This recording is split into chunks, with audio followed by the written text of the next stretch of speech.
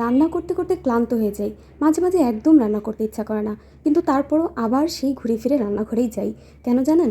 কারণ ওই যে যখন মনে হয় যে আমি যদি রান্না না করি তাহলে আমার ফ্যামিলির মানুষগুলো তো না খেয়ে থাকবে, তখন আবার রান্না করতে ভালো লাগে, আবার নতুন করে কাজ করা শুরু করি। সকালবেলা ঘুম থেকে ওঠার পর যখন একদম হাতে সময় থাকে না, যখন সবজি কাটাকুটি করারও সময় থাকে না, তখন কিন্তু এভাবে চট করে আলু দিয়ে মাছ দিয়ে ঝোল তরকারি রান্না করে নেওয়া যায়। একবার বাজার থেকে বাটা মাছ কিনে নিয়ে আসছিল, আর সেই মাছগুলোই আমরা দুজন মিলে খেয়ে শেষ করতে পারছি না। বাসায় মানুষ কম থাকলে আসলে এই ধরনের সমস্যা হয়।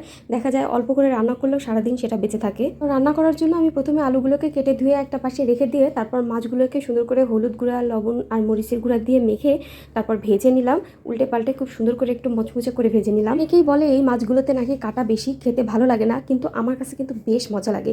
আর কাটা যদি খুব সুন্দর করে মাছ ভেজে নেওয়া যায় তাহলে কিন্তু কাটা একদমই মুখে লাগে না। মাছগুলোকে ভেজে আমি একটা একটা করে সবগুলো মাছ উঠাই নিলাম। এবার মাছের তেলের মধ্যেই আমি মশলা কষানোর জন্য মশলাটাকে আগে থেকে রেডি করে নিছি। রান্নাটা কিন্তু আমাদের দৈনন্দিন রান্নার তালিকায় পড়ে যায়, কারণ এটা আহামরি তেমন কিছুই রান্না না, খুব সাধারণ এবং খুব সাদামাটা একটা রান্না, যেটা আমরা প্রায় প্রতিদিনই করি, হয়তো সবজি দিয়ে নয় আলু দিয়ে অথবা অন্য কোনো তরকারি দিয়ে। আমার হাতে যেহেতু আজকে সময় একদমই কম ছিল, সেজন্য আমি এইভাবে শুধু আলু দিয়ে রান্না করে নিলাম। আর আলু দিয়েও কিন্তু এই মাছের তরকারিটা অনেক মজা লাগে। এগুলোকে আমি ঢাকনা দিয়ে দিয়ে একটু কষাই নিলাম, আর সামান্য একটু পানি দিয়ে আলুটাকে আবার একটু কষায় নিতে হবে। আমি অনেক সময় খেয়াল করে দেখছি যে যদি হাতে মাখায় রান্না করা যায় তাহলেও যেমন মজা হয়, কষায় যদি রান্না করা যায় তাহলেও মজা হয়। তবে দুইটা রান্নার মধ্যে পার্থক্য হলো, হাতে মাখায় রান্নাটা যদি একদম পুরপুরা করে ফেলা যায়, মানে নিচে কোনো ঝোল যদি অবশিষ্ট না থাকে, একদম পোড়া পোড়া লাগা লাগা হয়ে যায়, তাহলে ওই খাবারটা খেতে বেশি মজা লাগে।